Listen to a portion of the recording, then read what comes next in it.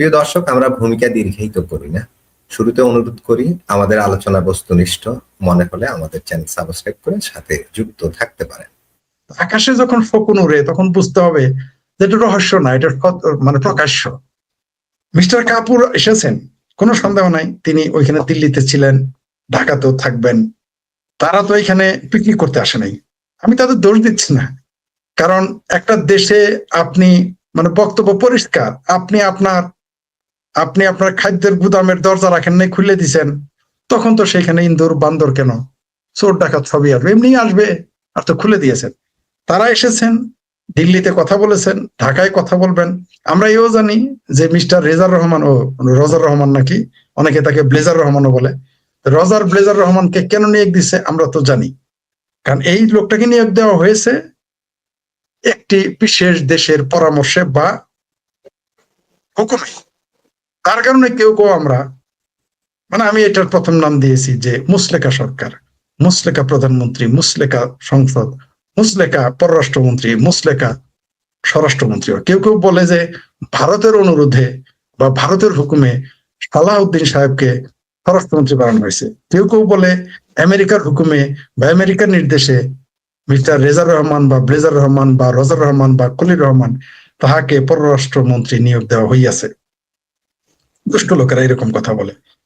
আর যখন এই যে মিস্টার কাপুর যে এসেছেন, তিনি তার দেশের প্রতিনিধিত্ব করবেন, তার দেশের অর্থনীতি, তার দেশের সামরিক অবস্থান সবকিছুকে লক্ষ্য করে তিনি সকল কদম রাখবেন। রাজনীতিবিদদের হাসি, কান্না, পথ চলা, এমনকি ওয়াশরুমে যাওয়াটাও রাজনীতির মধ্যে থাকে। তেমনি একটা পররাষ্ট্র সহকারী দক্ষিণ এশিয়া বিষয়ক দায়িত্বে তিনি রয়েছেন মার্কিন যুক্তরাষ্ট্রের। তিনি তো এমনি এমনি আসেন নাই, তিনি এখানে পিকনিকও করতে আসেন নাই, কারো মুসলমানের দাওয়াতে আসেন নাই, কারো হাঙ্গা বা বিয়ের দাওয়াতে আসেন নাই, তিনি এখানে ক্রিকেট খেলতে আসেন নাই, তিনি এখানে হাডুডু খেলতে আসেন নাই, তিনি এখানে ওয়াজ মাহফিলও করতে আসেন নাই। তিনি কেন এসেছেন? একদিকে মধ্যপ্রাচ্যের যুদ্ধ চলতেছে, পাশাপাশি আফগানিস্তান পাকিস্তান যুদ্ধ চলতেছে, আর ভারত এখন একটা বিশ্ব শক্তি।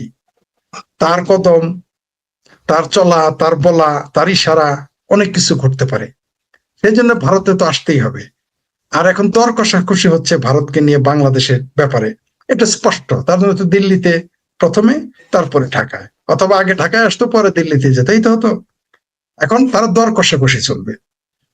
আমেরিকা তার স্বার্থের জন্য, অনেকে আমেরিকাকে গালি দেয়, আমি গালি দেই না। কারণ কি জানেন, তার দেশের হয়ে আপনি তার, সে কিন্তু যাই করুক তার দেশের স্বার্থে করে, আপনিও করেন।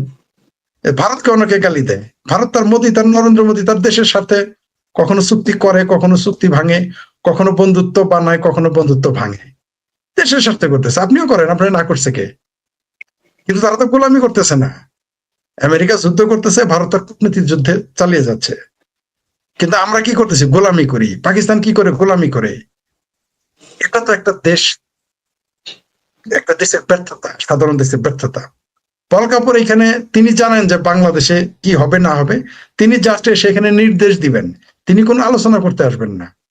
তার এখানে তার অনুরোধ, এখানে হচ্ছে হুকুম। তিনি ভারতকে বুঝাইতে গেছেন, ম্যানেজ করতে গিয়েছেন। আপনি দেখেছেন এর আগে রজার রহমান, খলিলুর রহমান কিন্তু ভারতে গিয়েছিলেন, তেমনি তিনিও ভারতে গিয়েছেন। তার মানে কি, ভারতকে ম্যানেজ করে বাংলাদেশে আমেরিকার স্বার্থ, সর্বোচ্চ স্বার্থ কিভাবে আদায় করা যায়। কারণ তারা জানে যে তারেক রহমানকে কিছুই বলার নেই, কারণ এটা হচ্ছে সেই তারেক রহমান, তিনি সেই প্রধানমন্ত্রী, তিনি সেই ক্ষমতাধর ব্যক্তি, মুস্তাকা প্রধানমন্ত্রী, যে আমার ভাবির পোলারা একটা ফেসবুকে পোস্ট দিলে তার ডায়রিয়া হয়। তার কাছে তো আমেরিকার ক্ষমতাধর যারা, তারা তো তাকে জিজ্ঞেস করে কিছু করবে না, চার ঠুকুন দিবে। ভারতকে গিয়েছে সেখানে ম্যানেজ করতে, যাতে ভারত বাগড়া না দেয়। মিস্টার পল কাপুর তিনি গিয়েছেন সেখানে যে তার আমেরিকার স্বার্থ রক্ষা করতে ভারতকে যে কোনোভাবে ম্যানেজ করার চেষ্টা করবে বাংলাদেশ প্রসঙ্গে।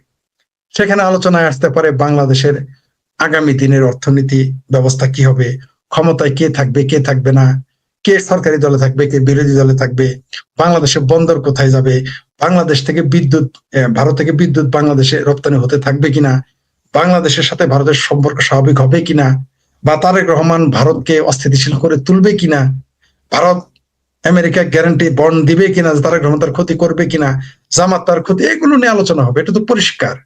এটা তো একেবারে কূটনীতিতে যারা সরে সরে ক খ করেছে তারাও বুঝতে পারতেছে যে এখানে তিনি এসেছেন বাংলাদেশের বর্তমান সরকার, শেখ হাসিনা, ভারত, বন্দর, ব্যবসা, এগুলো সবগুলো নিয়ে আলোচনা হবে।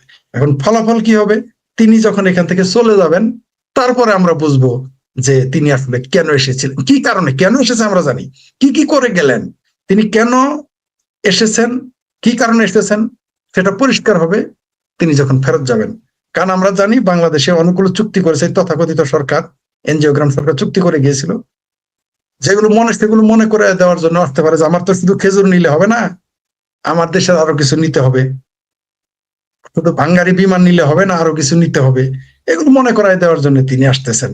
আর সম্ভবত আরেকটা কারণ থাকতে পারে যে ভারত ও বাংলাদেশ যাতে মধ্যপ্রাচ্য নিয়ে নাক না গলায়, এটাও একটা কারণ হইতে পারে। এটা অতিরিক্ত কারণ আর কি। মূল কারণ শেখ হাসিনা, তারেক রহমান, বিএনপি, আওয়ামী লীগ, জামাত, বন্দর এবং বাংলাদেশের ব্যবসা, এগুলো কারণে তিনি এখানে এসেছেন। জি, ধন্যবাদ। ফরিদ ভাই একটা একটা কথা বাদ পড়ে গেছে, সেটা হচ্ছে আমাদের নতুন ডিজিএফআই প্রধান কায়সার রশিদ সাহেব, তিনি দায়িত্ব নিয়েই কিন্তু ভারত সফরে গেছে।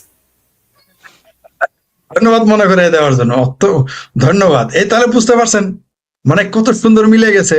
মানে এটা তো একটা দুধ ভাত খাওয়া বাচ্চাও বুঝে ফেলছে যে যে বিয়াই বাড়ি আমার আব্বা কেন যাইতেছে, যে আমার মা তো বয়স হয়ে গেছে, খালা তো জোয়ান আছে, যে আমার বাবা ঘন ঘন কেন কেন তার ভাইরার সাথে দেখা করতে যায়, কেন শালির সাথে দেখা করতে যায়, ডালমে কুস্তো কালা হয়, এটা মনে করে দেওয়ার জন্য আপনার ধন্যবাদ।